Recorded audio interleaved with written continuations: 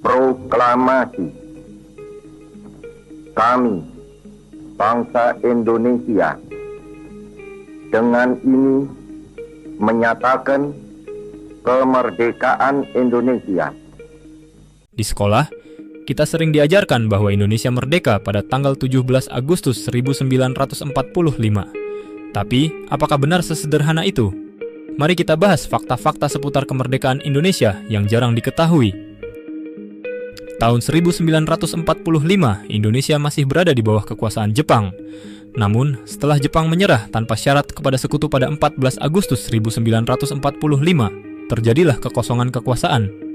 Momentum ini dimanfaatkan oleh para tokoh bangsa untuk memproklamasikan kemerdekaan pada 17 Agustus 1945 di Jalan Pegangsaan Timur nomor 56, Jakarta. Pertanyaannya, apakah proklamasi saja cukup untuk membuat sebuah negara berdiri? Menurut Konvensi Montevideo tahun 1933, ada 4 syarat agar suatu negara dianggap merdeka, yaitu memiliki penduduk permanen, wilayah yang terdefinisi, pemerintahan, dan kemampuan menjalin hubungan dengan negara lain atau pengakuan dari negara lain. Syarat pertama adalah penduduk permanen. Sebelum kemerdekaan, istilah warga negara Indonesia belum ada. Yang ada hanyalah penduduk Hindia Belanda, lalu penduduk wilayah pendudukan Jepang. Namun, yang terpenting adalah adanya populasi yang menetap dan mengakui otoritas negara baru. Dukungan terhadap proklamasi, pengibaran bendera merah putih, dan pembentukan pemerintahan daerah menunjukkan pengakuan ini. Setelah Undang-Undang Dasar tahun 1945 disahkan, barulah penduduk tersebut secara resmi menjadi warga negara Indonesia. Syarat kedua adalah wilayah yang terdefinisi. Indonesia mengklaim seluruh wilayah bekas Hindia Belanda, meski saat itu belum seluruhnya berada dalam kedaulatan penuh karena masih ada kekuatan Jepang dan konflik dengan Belanda, akan tetapi secara hukum internasional klaim ini sudah sah. Situasi seperti ini bukan hal yang aneh. Amerika Serikat pun pada tahun 1776 mendeklarasikan kemerdekaan tanpa kontrol penuh atas seluruh wilayahnya. Syarat ketiga adalah pemerintahan. Saat proklamasi dibacakan, pemerintahan formal memang belum terbentuk.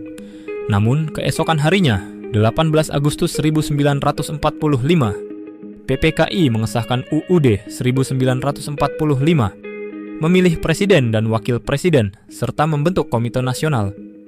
Sidang-sidang berikutnya menetapkan kementerian, provinsi, dan badan keamanan rakyat. Unsur pemerintahan pun dapat terpenuhi dengan cepat.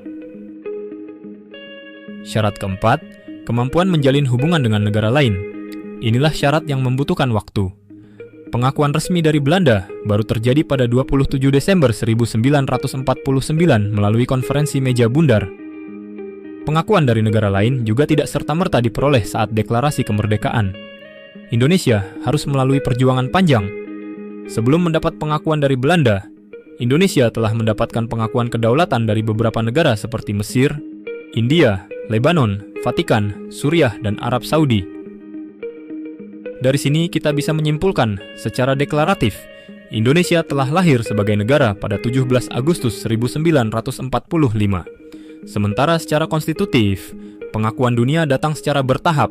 Hal ini sesuai dengan pasal 3 Konvensi Montevideo yang menyatakan keberadaan suatu negara tidak bergantung pada pengakuan negara lain.